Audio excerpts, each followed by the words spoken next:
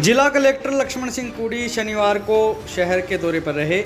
इस दौरान चिड़ाव शहर की झुनून रोड स्थित नगरपालिका के सामने लगाए गए महंगाई राहत शिविरों और प्रशासन शहरों के संग शिविर का जायजा लिया। निरीक्षण के दौरान वे शिविर में पहुंचे और लोगों से यहां पर हो रहे कार्यों को लेकर जानकारी ली और समस्याओं को भी उन्होंने सुना।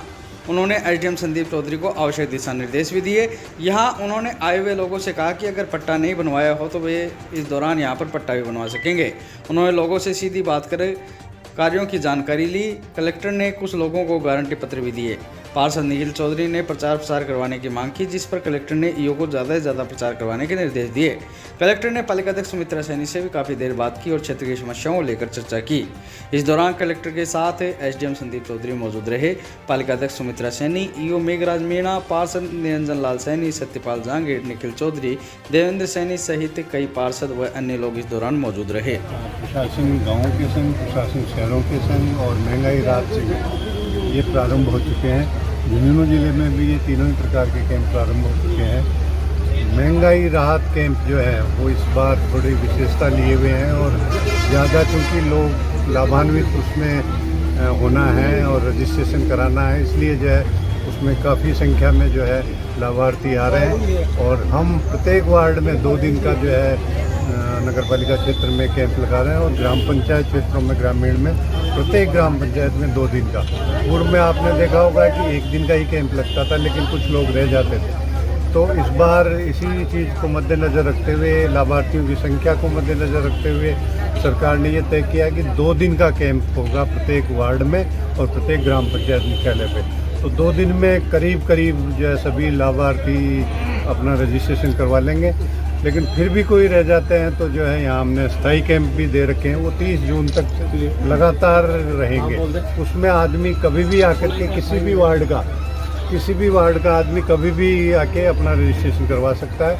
और 30 जून तक 30 जून के बाद में भी यदि कोई लाभार्थी वंचित रह जाता है, किसी कारण से नहीं आ पाया, किसी भी कारण से या बाहर गया हुआ है, उनके लिए भी हम विशेष व्यवस्था करेंगे। 30 जून के बाद हम एनालाइज करके जहाँ लाभार्थियों की संख्या वंचित है या अभी भी रजिस्ट्रेशन नहीं हुआ, वहाँ विशेष इंतजाम, विशेष शिविर लगा करके 100% लाभार्थियों का हम रजिस्ट्रेशन सुनिश्चित करेंगे। स्थायी कैंप है, इसमें जो है अभी मैंने कुछ लाभार्थियों से चर्चा भी करी है और जो है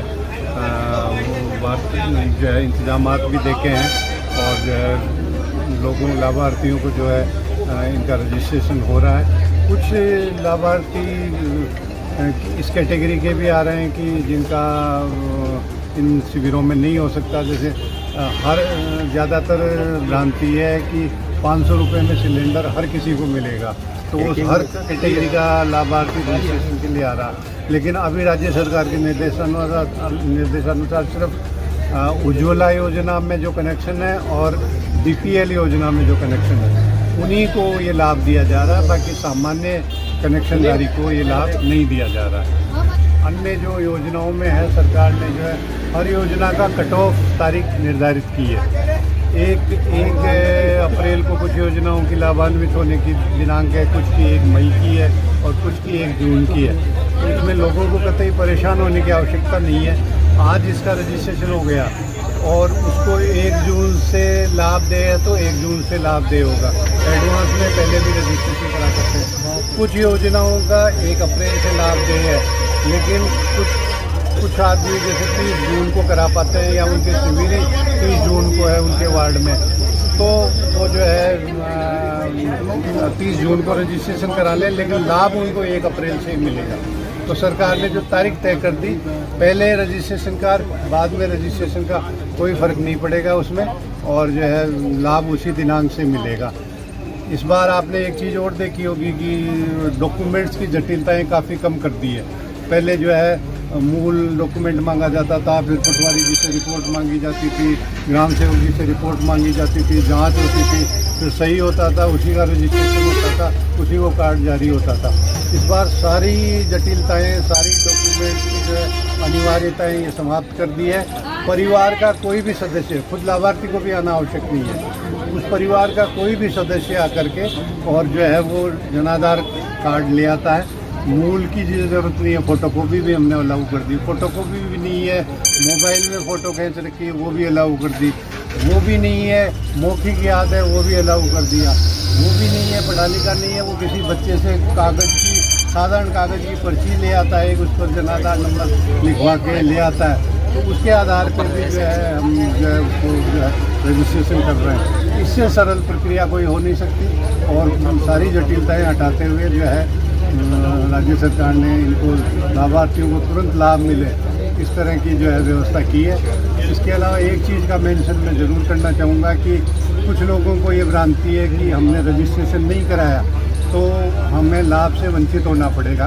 ऐसा कतई नहीं है। जिस योजना का उनको आज की तारीख में लाभ मिल रहा है वो रजिस्ट्रेशन नहीं कराएंगे तो भी लाभ जारी रहेगा, मिलता रहेगा, योजना बंद नहीं होगी। रजिस्ट्रेशन कराने का उद्देश्य ये है कि बढ़ी हुई दर से उनको लाभ मिलेगा। पेंशन योजना का मैं उदाहरण दूं तो पेंशन योजना में जैसे 500 रुपये अभी किसी को मिल रहे हैं, 750 मिल रहे हैं, रजिस्ट्रेशन के बाद में 1000 रुपये मिलेंगे हर पेंशन योजना में।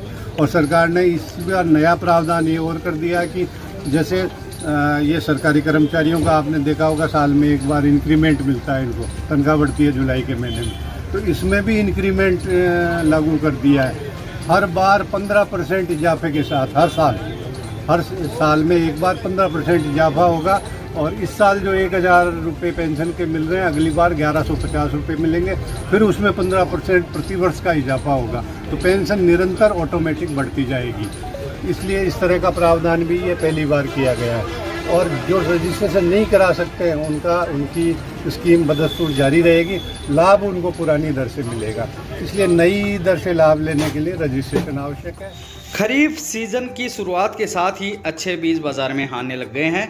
ये बीज न केवल खेतों की उर्वरा शक्ति में अच्छी पैदावार देंगे बल्कि इनसे किसानों को उनकी मेहनत का अच्छा मुनाफा भी मिल सकेगा। रिलीज इंडिया लिमिटेड का धान्या बाजरा MP 7878 की पहली गाड़ी शहर के अडोका फाटक के पास रतेरवाल सीड्स पर आई, जिसका रतेरवाल सीड्स के संचालक कृष्ण कुमार शर्मा, कंपनी के zonal manager Harendra Singh, area manager Surjeet Dhillon, Renu Sharma ने पूजा कर विधिवत शुभारंभ किया। हरेंद्र सिंह ने बताया कि नमस्कार, आज रिलीज इंडिया लिमिटेड धान्या सीड्स की तरफ से जो बाजरा MP 7878 की पहली खेप चिड़ावा में पहुंची है, झुंझुनू जिले के चिड़ावा में पहुंची है। तो हम देख रहे हैं कि पिछले साल जब बाजरा किसान ने धान्या का MP 7878 लगाया था तो उनको बेहतरीन परिणाम मिला था। उसी को देखते हुए इस बार पूरे झुंझुनू जिले में, चिड़ावा सहित पूरे झुंझुनू जिले में MP 7878 की डिमांड सबसे ज़्यादा है। तो उसको देखते हुए आज हमने जैसे जैसे खरीफ सीजन नज़दीक आ रहा है, सबसे पहले हमने चिड़ावा में धान्या बाजरा MP 7878 की गाड़ी आज यहाँ पहुँच चुकी है और हम प्रयास कर रहे हैं कि हर किसान को MP 7878 मिले। उसके लिए हम अभी से ही बाज़ार में इसका प्लेसमेंट शुरू कर देंगे। अगर हम बाजरे की बात करें तो धान्या का जो MP 7878 है ये कम पानी में अधिक पैदावार देने वाला एकमात्र हाइब्रिड है जिसका शुरू से लेकर लास्ट तक तना हरा रहता है, जिससे गिरता नहीं है और नहीं गिरने की वजह से चारे की क्वालिटी अच्छी होती है जो पशुओं के लिए ज़रूरी है। दूसरा इसमें देखें तो इसका सीटा ठोस आता है, तो सीटा ठोस होने की वजह से इसकी पैदावार अधिक होती है। और बाजरे की पैदावार के साथ ही ये जो वर्ष है 2023 ये इंटरनेशनल मिलेट ईयर के रूप में मनाया जा रहा है, तो उसमें सरकार का भी ये फोकस है कि किसान बाजरा खाने में मुख्य भोजन बनाए। तो उसी को देखते हुए हमारा जो हाइब्रिड है ये खाने में स्वादिष्ट है। तो हम सभी किसान भाइयों से ये कहते हैं कि आप खरीफ की सीजन में शुरुआत में ही धान्या बाजरा MP 7878 खरीद लें, जिससे कि बाद में आपको भीड़ का हिस्सा नहीं बनना पड़े और आने वाली समस्याओं का सामना नहीं करना पड़े। मैं GM हरेंद्र जी को ये कहना चाहूँगा कि हमारे किसान को दिग्गज कपास जो है ना बहुत डिमांड थी मेरे एरिया में और मिला नहीं, तो कम से कम बाजरा जो है ना 7878 हमारे ज़िले की डिमांड के अनुसार वो ज़रूर जो है ना कंपनी से दिलवाई, ताकि हमारा किसान 7878 उसको लगाने को मिले। भाई ऐसा नहीं हो कि दिग्गज कपास कंपनी ने हमारे को नहीं दिया किसान के लिए, तो बाजरा भी किसान को नहीं मिले, तो पर्याप्त मात्रा में जो है ना हमारे को उपलब्ध कराए हरेंद्र जी GM सर। मैं रतेरवाल जी की बात से बिल्कुल सहमत हूँ कि इस साल दिग्गज नरमा जो है वो नहीं मिल पाया, क्योंकि उसका डिमांड चारों तरफ पूरे एरिया में, पूरे राजस्थान में, हरियाणा में, पंजाब में काफ़ी अच्छा किसान की पहली पसंद था वो। और प्रोडक्शन का भी एक लिमिटेशन हमारे पास था, तो हम लोग उतना सप्लाई जितना कोशिश हमने किया था कि हम लोग सभी जगह पहुँचाएँ, मगर डिमांड के हिसाब से हम सप्लाई नहीं कर पाए, ये बिल्कुल सही बात है। और मैं रतेरवाल जी को ये प्रॉमिस करता हूँ कि बाजरा 7878, 7288 और MP 7171 तीनों हाइब्रिड जो है किसानों के यहाँ पे पूरा उपलब्धता रहेगी और रिटेल वाले जी को हर जितना डिमांड आज की डेट में मार्केट में है वो पूरा सप्लाई हम इनको करेंगे।